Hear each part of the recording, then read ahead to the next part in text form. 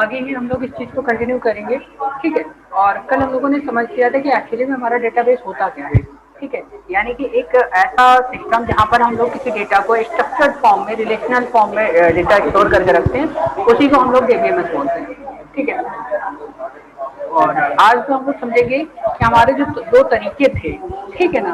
अब structure data और unstructured data उसको समझेंगे, लेकिन उससे पहले हम एक चीज और डिस्कस करना चाहेंगे कि हमें एक्चुअली में डीबीएमएस, ठीक है ना, की जरूरत क्यों पड़ी है, ठीक है। क्यों हमें नीड पड़ा डीबीएमएस का, ठीक है।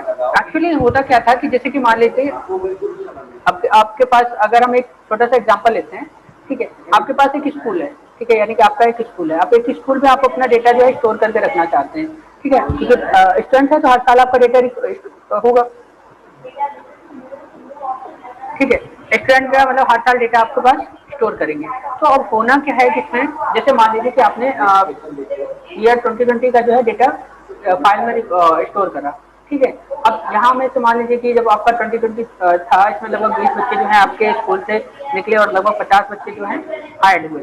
अब इसमें क्या होगा कि इसमें आपको फिर से जो है 2021 में जब आप जाएंगे, ठीक है ना, तो फिर से आपको जो यहाँ पे बचे हुए स्टूडेंट हैं, मान लीजिए कि आपके पास 200 बच्चे थे, ठीक है। 200 में से आपके 20 बच्चे जो हैं छोड़ गए और 50 बच्चे ऐड हुए, तो यहाँ पर यानी कि आपके पास आप जो है स्टूडेंट ऑफ द नंबर हो गए 230, ठीक है। तो आपको फिर से 230 में से जो है रिकॉर्ड रखना पड़ेगा, और उसमें से जो है 180 स्टूडेंट जो होंगे, 180 स्टूडेंट का डेटा आपको फिर से वही रखना पड़ेगा जो बच्चे पहले से थे, यानी कि यहाँ पर भी जो कॉमन थे वो यहाँ पर भी है, तो फिर से वही डेटा रखना पड़ेगा। तो इसलिए हमें जो है डीबीएमएस की नीड पड़ी और हम लोग डीबीएमएस का इस्तेमाल करने लगे। क्योंकि देखो, अब अगर हम किसी भी तरीके का कोई डेटा अगर बनाते, कोई डीबीएमएस मतलब कि कोई भी डेटाबेस बनाते हैं, तो उस डेटाबेस में हमें सिंपली दो तीन चीजों का तो इस्तेमाल करना ही पड़ेगा, जैसे कि इंसर्शन, ठीक है ना, इंसर्शन की बात करते हैं हम, ठीक है ना, अपडेशन एंड डिलीटेशन, ठीक है। ये तीन हुए, ठीक है। इनको हम शॉर्ट में अगर हम बात करेंगे तो ये हो जाएगा आपका इंसर्ट, ठीक है, ये हो जाएगा आपका अपडेट, और ये हो जाएगा आपका डिलीट, ठीक है बच्चों। इंसर्ट का मतलब क्या है कि अगर आपके पास मान लीजिए कि जो बच्चे हैं, ठीक है, उनमें अगर कोई बच्चा ऐड होता है तो आपको इंसर्ट तो करना ही पड़ेगा। मान लीजिए कि अगर जैसे आपने ये 50 का डेटाबेस बना दिया, ठीक है ना, इसके बाद अगर कोई नया एडमिशन आ रहा है दो तीन, ठीक है ना, तो आपको इन तीनों को भी तो इसी में ऐड करना है ना फिर आगे, तो इसको हम लोग क्या बोलेंगे, इंसर्ट, यानी कि यहाँ पर डेटा इंसर्ट करना। अपडेट करना, मान लीजिए कि यहाँ पर जो दो बच्चे थे, ठीक है, कोई दो स्टूडेंट थे, उन दो स्टूडेंट का क्या हुआ, एक का जो है एड्रेस चेंज हो गया, वो कहीं पर शिफ्ट हो गया तो उसका एड्रेस चेंज हो गया, तो आपको यहाँ पर जो है उसका एड्रेस अपडेट करना पड़ेगा ना। अब मान लीजिए किसी का कॉन्टैक्ट नंबर चेंज हो गया, ठीक है, या मान लीजिए कि किसी ने सेक्शन चेंज कराया, तो ये सारी चीजें आपको अपडेट करना पड़ेगा। जैसे कि मान लीजिए कि अगर यहाँ पे जो है हम यहाँ पे 5 स्टूडेंट ले लेते हैं, ठीक है ना, 1 2 3 4 5, ठीक है, 5 हम लोग स्टूडेंट ले लेते हैं, स्टूडेंट 1, ठीक है, 2, ठीक है, 3 और 4, ठीक है, और 5, ठीक है, ठीक है। ये 5 स्टूडेंट हो गए। अब ये मान लीजिए कि आपका जो है ये 10th ए में है, ये बी में है, ये सी में है, और ये डी में है, और ये ई में है, ठीक है। तो ये 5 सेक्शन अलग अलग है, लेकिन अब इसने बोला कि सर हमको यहाँ पर नहीं, हमको 10th ए में ही रहना है, ठीक है। तो अब यहाँ पर आपको क्या है कि पहले तो आपने इसको 10th ई की कैटेगरी में रखा हुआ था, लेकिन अभी क्या है, अभी आप इसको उठा करके जो है 10th ए के कैटेगरी में रखेंगे, तो यहाँ पर क्या करना पड़ेगा, आपको अपडेट करना पड़ेगा, ठीक है। इसी में से जैसे कि ये वाला स्टूडेंट है जो आपका सी सेक्शन में है, ठीक है ना, सी सेक्शन मान लीजिए कि ये पहले क्या था, पहले कन्नौज में रहता था, ठीक है ना, यानी कि इसमें ठीक है, कन्नौज में रहता था, लेकिन अभी इसने क्या किया कि अब भाई जो है कोविड की वजह से ये अपने घर पे रहने लगा, ठीक है, वहीं से अब जो है एजुकेशन कंप्लीट करेगा, तो मान लीजिए कि ये अब यहाँ रहने लगा, ठीक है। अभी क्या करना पड़ेगा, अभी आपके पास जो पहले का जो डेटा था वो कन्नौज के एड्रेस पे था, ठीक है ना, कन्नौज के एड्रेस पे था, तो वो था, अभी वो तिरवा के एड्रेस पे रहने लगा, तो क्या करेगा कि यहाँ पर आपको जो है उसका एड्रेस अपडेट करना पड़ेगा, तो इसी के लिए हम लोग इसको बोलते हैं अपडेट। और डिलीट, डिलीट का मतलब ये वाला जो बच्चा था इसने क्या किया, कि बोला सर अब जो है हम नहीं पढ़ पाएंगे, हाँ हमारी टीसी जो है काट दीजिए। तो अगर इस तरीके का कोई इशू आता है, इसका मतलब ये लीव कर रहा है, तो लीव करने का मतलब क्या हुआ, यहाँ से इसका डेटा जो होगा डिलीट करना पड़ेगा, यानी कि हमको हटाना पड़ेगा। तो इसलिए जो है हमें ये इस्तेमाल हुआ। अब ये मान लीजिए कि आप अगर सेशन में मान लीजिए कि 20 सेशन से अगर इसमें से कोई इशू आता है, तो आपकी जो ये डेटा आपने बनाया था इसमें तो बहुत काट पिटा हो जाएगा, ठीक है, कई सारे रिकॉर्ड आपको काटने पड़ेंगे, दूसरी जगह लिखने पड़ेंगे, इससे जो है आपका डेटा बहुत ज़्यादा मतलब मिसमैच भी हो सकता है कि कई एंट्रियां जो है एक ही एंट्री जो है कई बार हो जाए। तो ये सारी चीज़ें जो थी, इन सारी चीज़ों को देखते हुए जो है और इनके जो सोल्यूशन निकालने के लिए हम लोग ने क्या इस्तेमाल किया, डीबीएमएस। ठीक है, इन सब का सोल्यूशन निकालने के लिए हम लोग डीबीएमएस इस्तेमाल किए। और जब हमने जो है अपने डेटा के बीच में रिलेशन माना, ठीक है, रिलेशन रख दिया, तो वही चीज़ हमारी जो कहलाई RDBMS, relational base database management system. ठीक है, यानी कि एक ऐसा सिस्टम जो आपके डेटा के बीच में रिलेशन क्रिएट कर देता हो। ठीक है, तो इसलिए हमें जो है इन चीज़ों की ज़रूरत पड़ी। ठीक है, इसका स्क्रीनशॉट चाहिए तो ले लीजिए आप लोग, फिर हम लोग जो है स्ट्रक्चर और नॉन स्ट्रक्चर या अनस्ट्रक्चर डेटा पढ़ेंगे।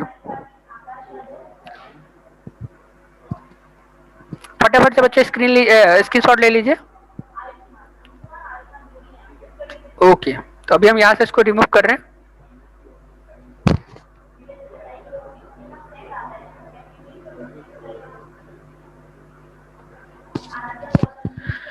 Now we discuss about structured data and non-structured data. Okay.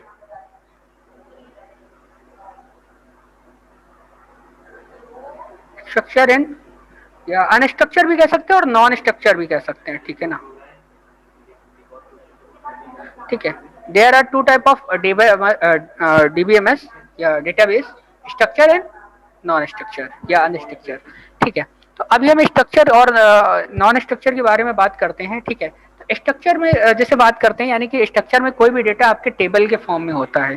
ठीक है, टेबल के फॉर्म में किस तरीके से, मतलब आपका जो डेटा होता है वो बिल्कुल ही एक प्रॉपर तरीके से रखा जाता है। जैसे कि अगर मान लीजिए आपको आपके जो स्कूल के स्टूडेंट हैं, उन स्टूडेंट का डेटा आपको रखना है, तो आप किस तरीके से रखेंगे?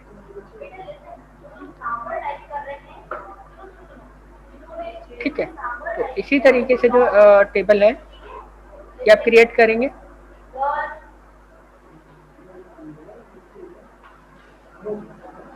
ठीक है, इस तरीके से आप डेटा को टेबल बनाएंगे। ठीक है, हमने पहले ही बताया था कि जैसे कि आपने इसको लिख दिया रोल नंबर। ठीक है,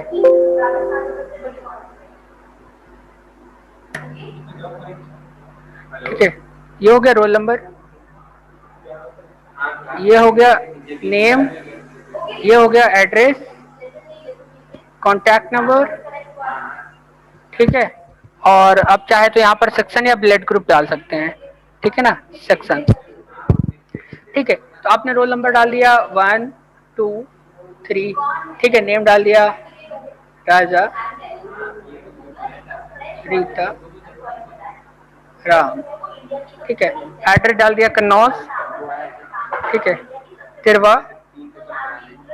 ठीक है, तिरवा। उसके बाद जो है हमने इसको यहाँ पे डाल दिया मान लीजिए कि कानपुर। ठीक है ना, कानपुर। Contact number 8288। ठीक है ना, 957284 ठीक है, और इनका जो सेक्शन है, सेक्शन मान लीजिए कि ये 12th ए। ठीक है, 12th बी और 12th सी। इस तरीके से इनका जो है डेटा स्टोर करके रखा गया है। तो इसी तरीके से आप डेटा को स्टोर करके रखेंगे ना, तो ये हो जाएगा आपका स्ट्रक्चर डेटा। क्या कहलाएगा? स्ट्रक्चर डेटा कहलाएगा। यानी कि आपका जो भी डेटा रखा हुआ है एक फॉर्मेट में रखा हुआ है, एक बिल्कुल प्रॉपर तरीके से रखा हुआ है। यहाँ पर आप अगर किसी भी डेटा को एक्सेस करेंगे तो वो किसके फॉर्म में एक्सेस होगा? बिल्कुल, जैसे कि अगर आप यहाँ पे चाहेंगे कि आपको रोल नंबर 1 का डेटा चाहिए। ठीक है, अगर आपको रोल नंबर 1 का डेटा चाहिए तो रोल नंबर 1 का ही पूरा डेटा आपको शो होगा, कुछ इस तरीके से। ठीक है, कुछ इस तरीके से रोल नंबर 1 का पूरा डेटा शो होगा। ठीक है, और हाँ, ठीक है। और जैसे कि अगर आप मान लीजिए कि आप नेम वाइज निकालते हैं, ठीक है, या फिर अगर जैसे मान लीजिए कि आप चाहते हैं कि आपका एक फील्ड है, जैसे ये हमने फील्ड बना दिया, ठीक है, तो यहाँ पर एक रोल नंबर एक फील्ड हो जाएगा, ठीक है, नेम दूसरी फील्ड हो जाएगी, ठीक है, एडमिशन ये फील्ड हो जाएगा आपका, ठीक है ना, सॉरी एड्रेस, ठीक है, कॉन्टैक्ट नंबर चौथा फील्ड हो जाएगा, ठीक है, और ये सेक्शन जो है वो पांचवा फील्ड हो जाएगा, ठीक है। अब आप यहाँ पर डेटा किस तरीके से देख सकते हैं, आप चाहे तो पूरी की पूरी टेबल देख सकते हैं, ठीक है ना, पूरा टेबल आपको शो हो जाएगा। चाहे तो आप क्या कर सकते हैं, आप अपना फील्ड वाइज दे सकते हैं, यानी कि आप सेक्शन दे सकते हैं कि कौन कौन से सेक्शन है, कितने सेक्शन है, ठीक है, या आप सभी के कॉन्टैक्ट नंबर देख सकते हैं, या एड्रेस देख सकते हैं, या फिर आप फील्ड देख सकते हैं। तो मोस्टली हम लोग ऐसा कुछ नहीं देखते हैं, हम लोग ज्यादातर क्या करते हैं कि पूरा का पूरा टेबल देखना होता है। जैसे कि हमने मान लिया कि टॉप 3 चाहिए हमको, ठीक है, तो टॉप 3 में जो टॉप 3 होंगे वो निकल के आ जाएंगे, टॉप 4 चाहिए, या फिर रोल नंबर 1 का देखना है या रोल नंबर 2 का देखना है, तो ये पूरी की पूरी जो डेटा है पूरा का पूरा जो है ये निकल के आएगा, उसका नाम, ठीक है, उसका रोल नंबर, उसका नाम, उसका एड्रेस, उसका कॉन्टैक्ट नंबर, उसका सेक्शन, पूरी इंफॉर्मेशन निकल के आएगी, ठीक है। इसी को हम लोग बोलते हैं स्ट्रक्चर डेटा। आई होप कि स्ट्रक्चर डेटा आपको समझ में आ गया होगा, ठीक है। और ये सिर्फ कितना होता है, अगर हम ओवरऑल बात करें तो वर्ड में जितना भी डेटा स्टोर किया जाता है उसका सिर्फ 10% डेटा ही स्ट्रक्चर्ड होता है, ठीक है, सिर्फ 10% डेटा हम लोग स्ट्रक्चर इस्तेमाल करते हैं, उसके अलावा जो है 90% जो डेटा होता है हम अनस्ट्रक्चर्ड तैयार करते हैं। अब अनस्ट्रक्चर्ड डेटा क्या होता है, अनस्ट्रक्चर्ड डेटा में हम लोग बात करते हैं जो स्टोर किया जाता है, जैसे कि आपकी इमेज, इमेज आप स्टोर करते हैं, ठीक है, इमेज स्टोर करने के बाद आप जो है मान लीजिए कि इमेज आपने स्टोर किया, आपने आईडी इस्तेमाल किया, ठीक है, ठीक है, वीडियो, ठीक है, वीडियो आपने किया, ठीक है, इस तरीके की, या मान लीजिए कि आपका जो है कोई ग्राफिकल इमेज हो गई, ठीक है ना, ग्राफिकल इमेज हो गई, ठीक है, या मान लीजिए कि शेप्स हो गए कोई, ठीक है, तो ये क्या होता है, ये अनस्ट्रक्चर रखे जाते हैं। आप ऐसा तो नहीं है ना कि कोई अगर पर्टिकुलर आपको इमेज निकालनी है तो आप उस इमेज से रिलेटेड जो है पूरा का पूरा डेटा जो है निकाल के रखते हैं, ठीक है, या फिर आप इमेज का नाम देते हैं, ऐसा नहीं है, क्योंकि ऐसा तो नहीं है कि आप इमेज का इमेज 1, इमेज 2, इमेज 3, इमेज 4 और फिर उस तरीके से आपको नाम याद हो कि ये पर्टिकुलर इमेज क्या है, कि किस तरीके से रखी है, ऐसा कुछ नहीं होता है। हम इनको सिर्फ कैटेगरी वाइज रखते हैं। जैसे कि मान लीजिए कि हमने निकाल दिया, आप जैसे कि मान लीजिए कि अगर हम एक बात करते हैं छोटी सी, गूगल पे जाते हैं, ठीक है ना, गूगल पे हमने सर्च किया, गूगल किस तरीके से इसको एज अ डेटाबेस में रखता है, ठीक है, वो इमेजेस का कोई फॉर्मेट नहीं होता है, ऐसा नहीं है कि जो इमेज नंबर 1 पे आ रही है वो हमेशा नंबर 1 पे ही आती रहेगी, ऐसा कुछ नहीं है। वो क्या करता है कि जैसे कि हम लोग अपने कंप्यूटर फोल्डर बना लेते हैं कि यहाँ पर हमने लिख दिया वॉलपेपर, ठीक है, वॉलपेपर, ठीक है ना, और वॉलपेपर में कैसे, वॉलपेपर लाइक के हमने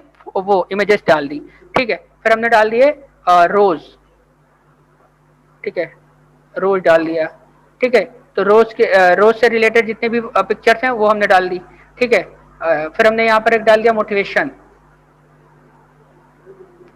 ठीक है, तो मोटिवेशन से रिलेटेड जितनी पिक्चर्स थी हमारे पास वो हमने मोटिवेशन वाले फोल्डर में डाल दी। तो इसी तरीके से आपका गूगल करता है कि वो क्या करता है कि वो आपकी कैटेगरी वाइज आपको डिवाइड कर दिया कि आपका मोटिवेशन क्या हो गया, आपका मान लीजिए बाइसिकल हो गया, कार चाहिए, ठीक है, मोटरसाइकिल चाहिए, बाइक चाहिए, साइकिल चाहिए, क्रिकेट चाहिए, बैट चाहिए, ठीक है, तो उस तरीके से अलग अलग तरीके के उसने फोल्डर डिवाइड कर दिया और उस फोल्डर में जो है उस तरीके का डेटा रख दिया। तो आप जब सर्च करेंगे, सपोज दैट आपने गूगल पे टाइप किया, गूगल पे लिखा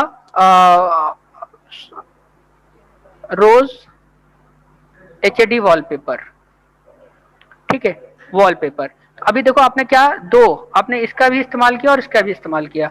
तो वॉलपेपर में इसने क्या किया, इसमें जितने भी आपके रोज के वॉलपेपर होंगे वो शो करा देगा और यहाँ पर जितनी फोटोज होंगी आपको वो शो करा देगा। तो इस तरीके से डेटा जो है वो आपको शो करता है, ना कि किसी एक टेबल के फॉर्मेट में, ठीक है। तो इस तरीके से आपको डेटा यहाँ पर जो है शो होता है, ठीक है। तो हम लोगों ने स्ट्रक्चर और नॉन स्ट्रक्चर डेटा यानी कि अनस्ट्रक्चर डेटा डिस्कस कर लिया। कल की जो हमारी क्लास होगी बच्चों, आप इसका स्क्रीनशॉट ले लीजिए, कल की जो हम क्लास करेंगे, क्लास उसमें हम लोग डिस्कस करेंगे कि एक्चुअली में जब हम लोग ये डीबीएमएस नहीं था, डीबीएमएस नहीं इस्तेमाल कर रहे थे, उससे पहले क्या इस्तेमाल कर रहे थे,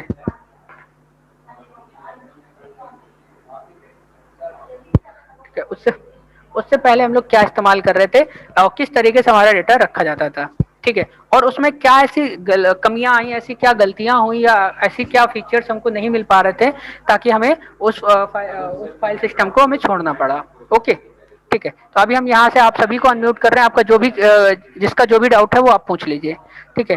और